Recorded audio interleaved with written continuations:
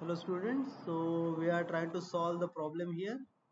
The problem given to us is that a line CD 90 mm long has its front view inclined at 40 degrees to XY. Point C is 20 mm above HP and 25 mm in front of VP. The length of the front view is 70 mm. So you have to draw the top view of the line and measure its length. Also you have to determine the inclination of line CD to HP and VP. Now to start this problem, initially I am setting the line thickness uh, or line weight to 0.05 mm. So all the construction lines will be faint. Now I will draw a baseline. This will be my XY line. So let me just name this as X and Y. So this is going to be my XY line, and a whole diagram I am going to draw with respect to this line only. Now on this XY line I will assume point C to be somewhere around here. Now point C is actually 20 mm above HP. So I will mark it 20 mm above HP. This will be my point C dash. Let me just name it. So this is my point C dash, and it is 25 mm in front of VP. So below XY line I will get 25 mm. This will be my point C, which is the top view. So once I got the front view and top view of point C, I will move ahead. Now what is given to me, that line CD has its front view length of 70 mm. So from the point C dash I will mark length 70 mm, and it is also told that front view is inclined at 40-degree angle. So that 70 mm length is inclined at 40-degree angle. So I will just draw that 40-degree line, and from this end I will draw a horizontal line that is parallel to XY line. Now this is nothing but the locus of point D dash. This is locus of D dash, and the point where I am getting the actual apparent length and it is cutting the locus, that end point is nothing but point D dash. That is the actual point D dash, or actual front view of point D. Now on the same line I can mark the true length, that is 90 mm. Now it is difficult to mark this length like this. It may get difficult. So rather than marking a length with line, I am using a circle. So I will draw a circle of 90 mm length, 90 mm radius.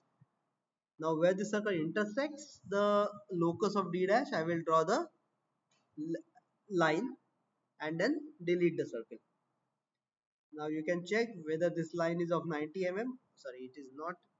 So let me just repeat the process. So from point C dash I will mark the circle of 90 mm radius. Now this end point or this cutting point I will take. Hopefully this line is correct now. Yeah, it's 90 mm. So now I will delete the circle.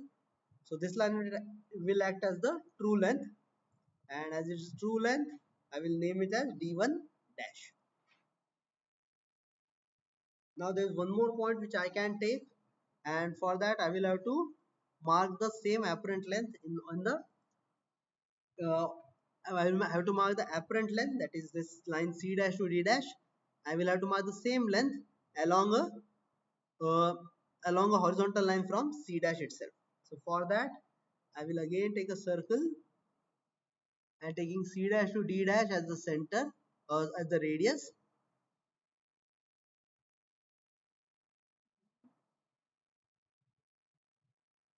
Some issue with marking point C dash.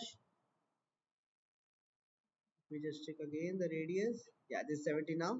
So I have just rotated this point D dash on the horizontal, and the name of this point is D2 dash.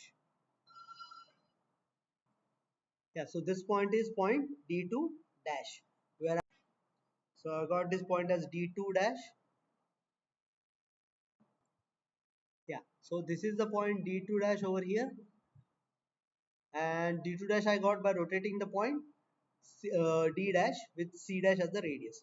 So this length also you can check. This length also supposed to be 70 mm, which is correct. Now with this we have finished with the all the top view points. So to go ahead, I know that when I'm getting C dash D2 dash line, which is the elevation length in front view or apparent length in front view, on the same line itself, I should get the, by drawing the projection of the same line, I should get the true length in top view. So for doing that, I have taken the horizontal, a vertical projector from D2 dash, and I am again drawing a circle having the radius equal to true length of the line, that is 90 mm. So wherever the circle cuts the line, I will mark this point as, I will draw this line first and delete this line, and this point is going to be my point D2, which is the true length in top view. Now from this true length point again I will draw a locus. Now this will be the locus of point D. So let me name it locus of D. Now on this locus itself point D will lie. Now to get point D, I will again do the same process. That is, I will draw horizontal line from point C. I will project this point D1 dash on this horizontal line. Wherever it meets, I will name that point to be D1. And then again by taking a circle, I will keep the center at C and take C to D1 as the radius, and I will let it intersect with the locus of D. And wherever it intersects, I will draw again line to C. Now this D dash, now this newly drawn line is nothing but the top view length. I will just remove the unnecessary part of the circle. I will just trim it.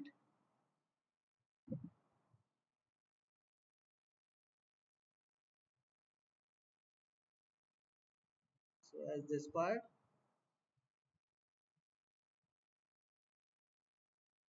so I will just remove this part and this part also, which is not required. So this is the point D1 which is rotated.